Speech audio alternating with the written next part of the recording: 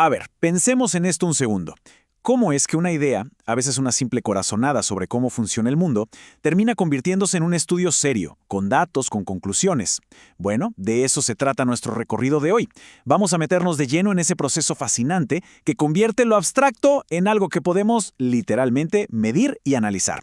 ¡Arranquemos! Y acá está el nudo de todo, ¿no? El verdadero desafío. Se tiene una idea, una hipótesis. Pero, ¿y ahora qué? ¿Cómo se hace para medir eso? ¿Cómo se pone a prueba algo que no se puede tocar, que no se puede ver? Pensemos en conceptos como la felicidad o, por ejemplo, el nivel socioeconómico. No son cosas tangibles. Bueno, la respuesta, o por lo menos el primer paso, está en una palabra que suena un poco técnica: operacionalización. Sí, ya sé, suena a trabalenguas, pero en el fondo es algo bastante simple. Es el arte de traducir esas ideas gigantes y abstractas en algo que sí podamos observar y medir. Piénsenlo como el puente indispensable que conecta el mundo de la teoría con el mundo de los hechos. Perfecto. Entonces, este es el plan para hoy. Primero, vamos de la idea al dato. Después, vamos a ver cómo se operacionaliza el universo. Y luego la hipótesis. De ahí pasamos a la recolección de datos y al final juntamos todas las piezas para ver el proceso en acción. Listo. Entramos en la primera parte. A ver, todo arranca con una pregunta, ¿no? Con un problema que alguien quiere investigar. Y para que esto no quede en el aire, para que no sea pura teoría, vamos a usar un caso de estudio real durante todo el recorrido. Así vemos cómo cada paso se aplica en la práctica. Esta frase, la verdad, da en el clavo. El gran reto para cualquier científico social es justamente ese: poder bajar de la nube de las ideas, de la teoría pura, y pisar el terreno de lo empírico, de los hechos. Porque si no se hace ese descenso, una teoría, por más genial que suene, se queda en eso, en una simple opinión. No hay forma de contrastarla con lo que pasa en el mundo real. Y aquí entra nuestro caso de estudio. La idea a investigar es esta: los hábitos alimentarios en Argentina cambiaron porque el nivel económico de la gente bajó.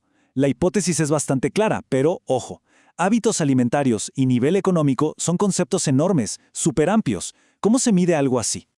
Ok, ahora que tenemos la idea, pasamos al segundo punto. Porque antes de pensar en el qué vamos a medir, tenemos que definir a quiénes. Es una cuestión de lógica. Es imposible estudiar a todo un país entero. Sería una locura. Así que el primer paso es acotar el terreno de juego, delimitar ese universo. Y para eso hay dos conceptos que son fundamentales: universo y muestra. El universo es el total, el grupo completo. En nuestro ejemplo, serían todos los habitantes de Argentina. Como eso es inviable por tiempo y por dinero, lo que se hace es tomar una muestra, o sea, un subconjunto, un grupo más chiquito que, si está bien elegido, funciona como un reflejo a escala del total. La pregunta del millón es: ¿y cómo se elige esa muestra para que sea realmente representativa? Bueno, un método clásico es el muestreo aleatorio simple. Es, literalmente, como meter todos los nombres del universo en un bolillero gigante y sacar al azar. La clave es que de esa forma, cada persona tiene exactamente la misma chance de ser elegida. Esto es crucial para evitar sesgos. Un método que parece simple, pero que es súper potente. Bien, ya sabemos a quién estudiar. Ahora vamos a ver qué estudiar. Pasamos a la tercera parte: operacionalizar la hipótesis. Y acá es donde volvemos a la idea de traducir. Tenemos que desarmar esos conceptos abstractos de nuestra hipótesis en pistas que podamos encontrar en el mundo real. Y la herramienta clave para hacer esto se llama indicador. Pensemos que un indicador es como una huella. La variable abstracta es el animal que no vemos, y el indicador es la huella que deja en el barro. Es esa señal, esa evidencia medible, que nos dice que el concepto que nos interesa está ahí. Volvamos a nuestro caso. Una de las variables abstractas es nivel socioeconómico. Insisto, esto es un concepto. Nadie camina por la calle con su nivel socioeconómico escrito en la frente. Entonces la pregunta es: ¿qué pistas, qué huellas, qué indicadores observables nos pueden hablar de ese nivel? Y lo que se hace es justamente eso: se descompone. En vez de preguntar por algo tan vago, se buscan indicadores mucho más concretos. Por ejemplo, los ingresos de una persona, su ocupación o su nivel de estudios. ¿Ven? De repente algo que era una nube abstracta se transforma en tres cosas que sí se pueden preguntar y medir.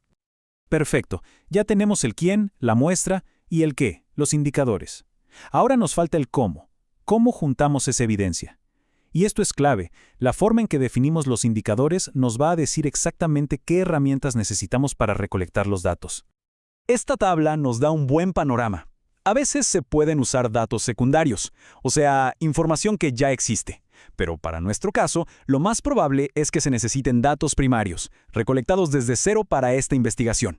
Y ahí es luego aparecen técnicas como la observación, o lo más común, la entrevista a través de un cuestionario.